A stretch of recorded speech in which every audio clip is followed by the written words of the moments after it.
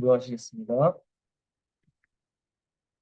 사랑과 은혜의 하나님, 오늘도 주님 앞에 저희를 부르셔서 주님께 예배드릴 수 있게 하심에 감사드립니다.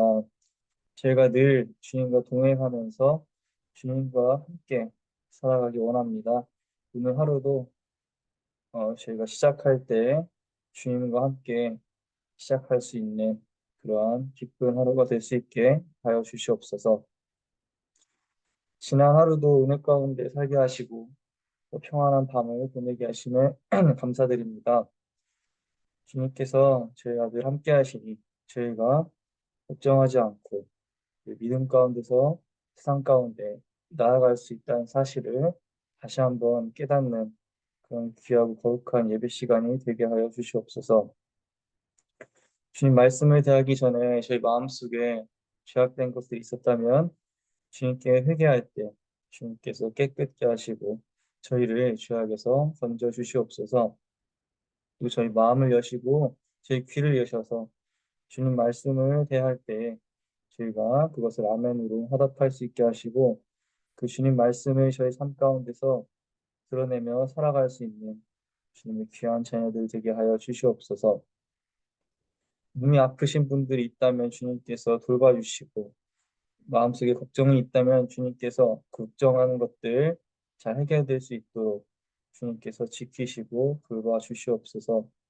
그러므로 저희가 주님께 더욱더 영광 돌리면서 주님을 찬양하며 나아갈 수 있는 저희 삶의 모습이 되게 하여 주시옵소서. 이 시간 함께 하지 못하신 분들도 주님께서 똑같이 함께 해 주시고 주님께서 늘 지켜 주시옵소서. 이 모든 말씀 예수님의 이름으로 기도드렸습니다. 아멘.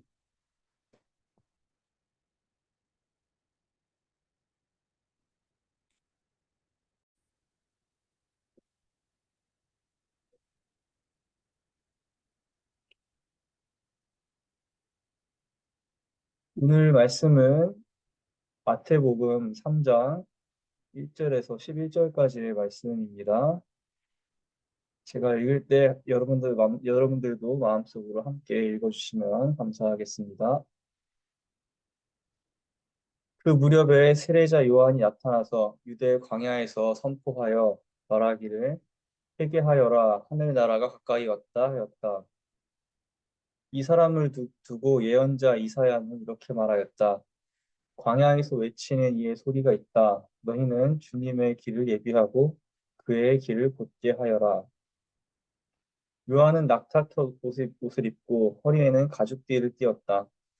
그의 식물은 메뚜기와 들꿀이었다.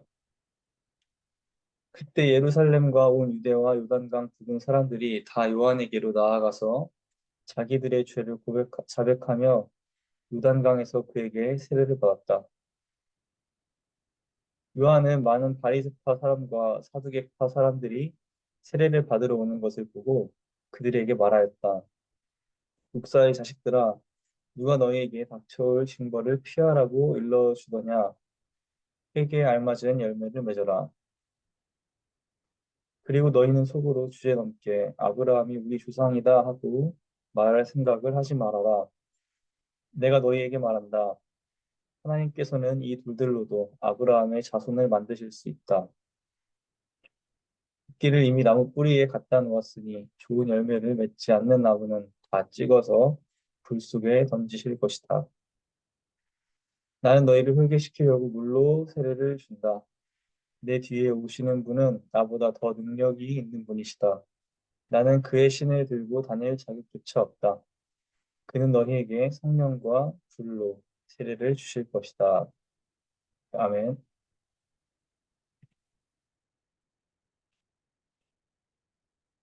네.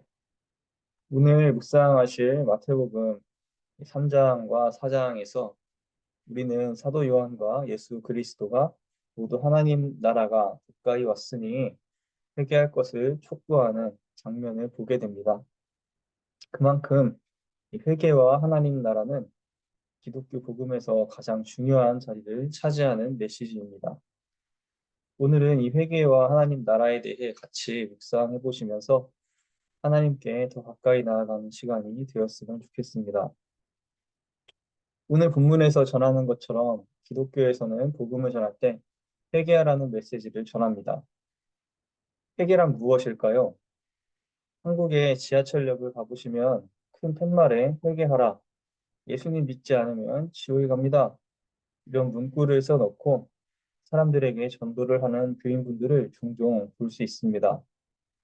이렇듯 많은 기독교인들은 회개하라는 말을, 그 말을 듣는 사람이 회개하지 않으면 지옥에 갈 죄인이라고 가정하고 마치 그들을 질책하는 수단으로 사용하곤 합니다.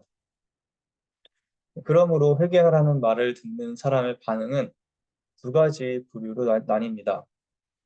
첫째로는 회개하라는 말을 듣고 본인의 잘못된 점을 생각해보고 양심의 가책을 느끼고 그 말에 관심을 가지는 사람들입니다. 다른 한편으로는 이 회개하라는 말을 듣고 자신은 죄 지은 적이 없는데 왜 회개를 해야 하느냐며 거부하는 사람들입니다. 안타깝게도 전자보다는 후자의 생각을 하시는 분들이 많기 때문에 우리는 복음을 전하는 일에 있어서 큰 벽에 부딪히는 일이 종종 있으셨을 줄로 압니다. 그렇다면 회개하라, 천국이 가까이 왔느니라 라는 이 복음의 선포를 단순히 우리의 죄악된 모습을 지적하고 훈계하는 말씀으로만 전할 수 있을까요? 본문 말씀을 묵상하는 가운데 저는 이 말씀을 오히려 우리를 향한 하나님의 위로와 사랑의 표현으로 받아들일 수 있다면 우리는 조금 더 많은 분들에게 복음의 메시지를 전달할 수 있을 것이라는 생각이 들었습니다. 그렇게 하기 위해서 먼저 우리는 본문 말씀에 쓰인 이 회개하라는 말씀과 하나님 나라가 가까이 왔다는 말씀이 지닌 의미가 무엇인지 다시 한번 생각해 보기 원합니다. 감리교 창시자 존 웨슬리는 회개란 죄로부터 돌이키는 것이라고 표현합니다. 죄악된 것을 향해 있던 우리의 몸을 완전히 틀어서 주님을 향하는 것이 회개라는 것입니다. 마찬가지로 많은 성서학자들이 복음서에 사용된 회개하라는 말씀의 원어의 뜻을 살펴보니 돌이키다, 즉 영어로 하면 turn around의 의미를 지닌다고 분명하게 밝히고 있습니다.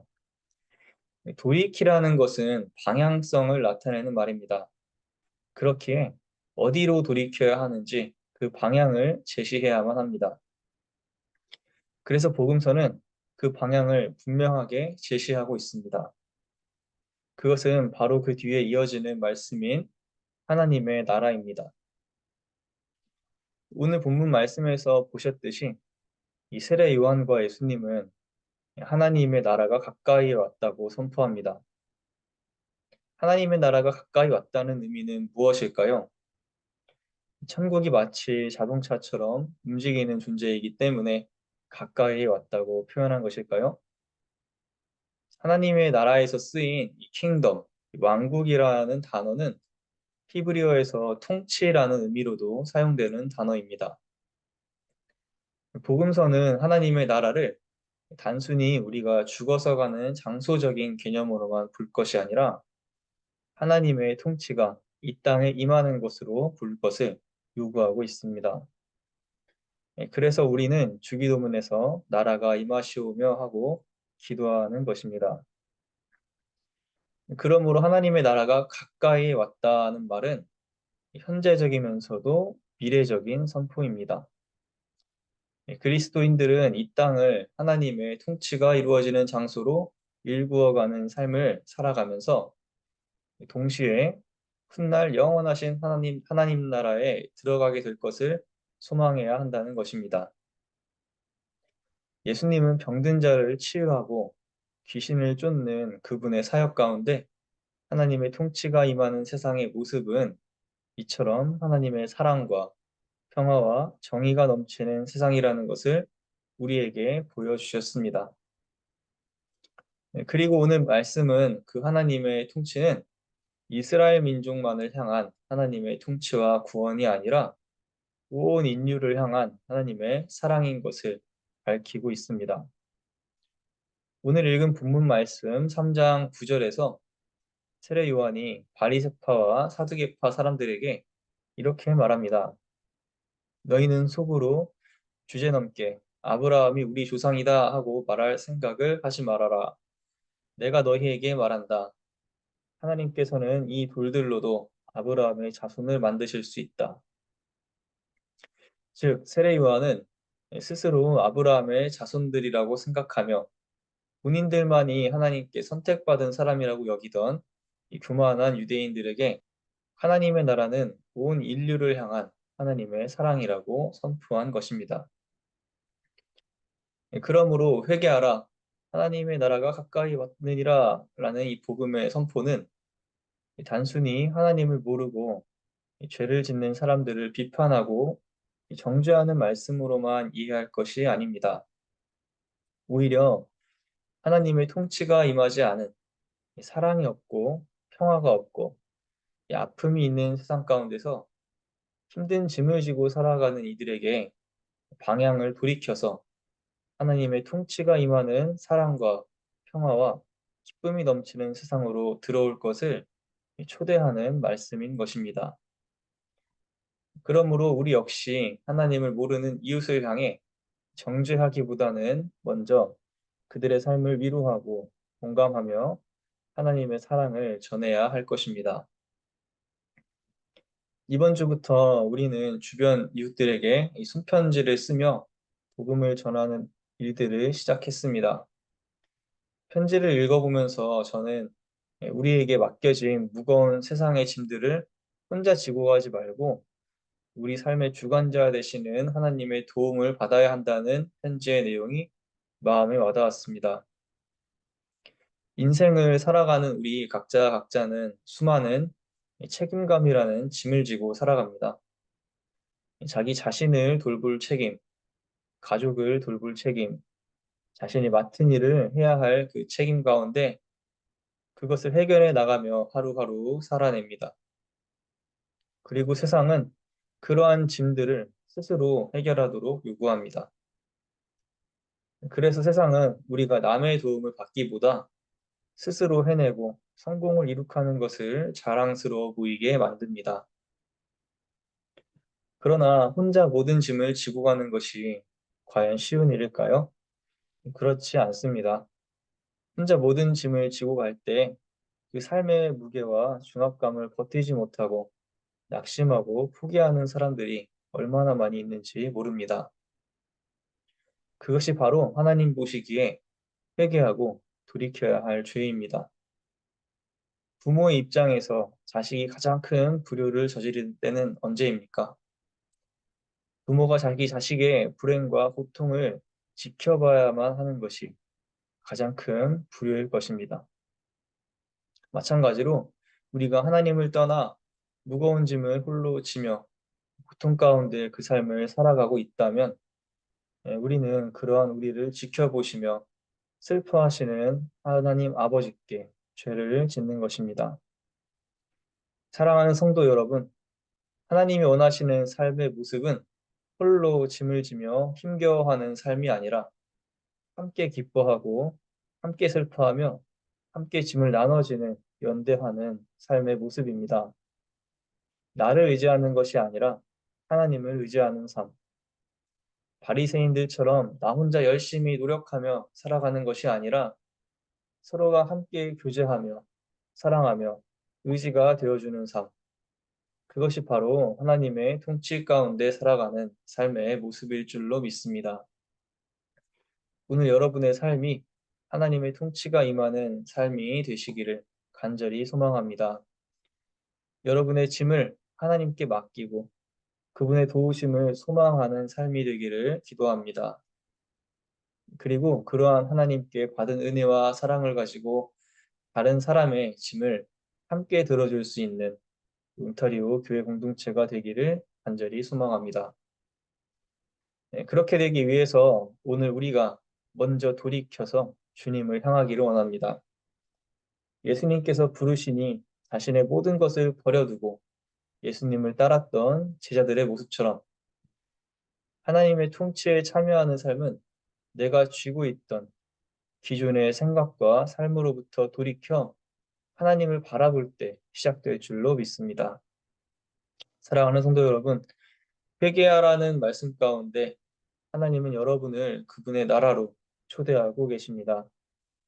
여러분들의 삶의 고난과 아픔을 아시고 함께 아파하시는 하나님께서는 우리가 이제 그 아픔과 고통 가운데서 돌이켜 주님이 다스리는 삶으로 나아오기를 간절히 원하고 계신 것입니다. 그 주님의 사랑과 위로에 적극적으로 반응하는 우리가 되기를 소망합니다. 삶의 방향을 돌이켜 주님을 바라보는 여러분들의 삶 가운데 주님께서 주시는 놀라운 평안과 위로가 넘치기를 축복합니다. 기도하시겠습니다. 우리를 인도하시고 우리를 늘 기다리고 계시는 아버지 되시는 하나님, 오늘 마태복음의 말씀을 통해서 주님께서 저희를 돌이켜서 주님을 바라보게 하시는 것을 원하신다는 사실을 다시 한번 깨닫게 됩니다. 회개하라, 천국이 가까이 왔느니라. 이 복음의 선포는 주님을 믿지 않는 사람들을 혹은 주님을 떠나 있는 믿음 가운데 살지 못하는 사람들의 행실을 그저 비판하고 정죄하려는 말씀이 아니라 오히려 주님을 모르고 힘겹게 짐을 홀로 지며 살아가고 있는 우리들을 주님께서 부르고 그분의 통치 가운데 초대하고 계신 사랑의 메시지라는 사실을 다시 한번 기억하는 시간이 되었습니다. 저희도 때로는 저희 삶의 짐들 가운데서 주님을 생각하지 못하고 그저 그 짐을 해결하는 데 급급하여 홀로 짐을 지며 살아가던 적이 있었을 줄로 믿습니다. 그러나 주님께서는 그 짐을 홀로 지는 것이 아니라 주님께 맡기고 주님께 기도하면서 더 주님을 의지하기를 원하고 계신다는 사실을 오늘 다시 한번 깨닫습니다. 저희 그 무거운 짐을 홀로 지는 것이 아니라 주님께 맡길 수 있는 그런 믿음을 저에게 허락하여 주시옵소서. 그리고 주님께서 주시는 그 놀라운 은혜와 평안이 저희 삶 가운데 가득하여서 저희 또한 주님을 모르는 사람들에게 그 주님의 사랑을 전하고 그 주님을 모르면서 혼자 힘겹게 짐을 지며 살아가는 그 사람들의 짐을 함께 나눠질 수 있는 저희가 되게 하여 주시옵소서. 오늘도 주님을 의지하면서 그 주님 말씀 의지하면서 세상 가운데 나아갑니다. 그때 주님께 저희 믿음을 더하여 주시고 저희 마음을 지키셔서 오늘 이 믿음 가운데서 오늘 묵상한 말씀을 붙들면서 세상에 나가서 승리하며 살아갈 수 있는 하루가 되게 하여 주시옵소서. 이 모든 말씀 예수님의 이름으로 기도드렸습니다. 아멘.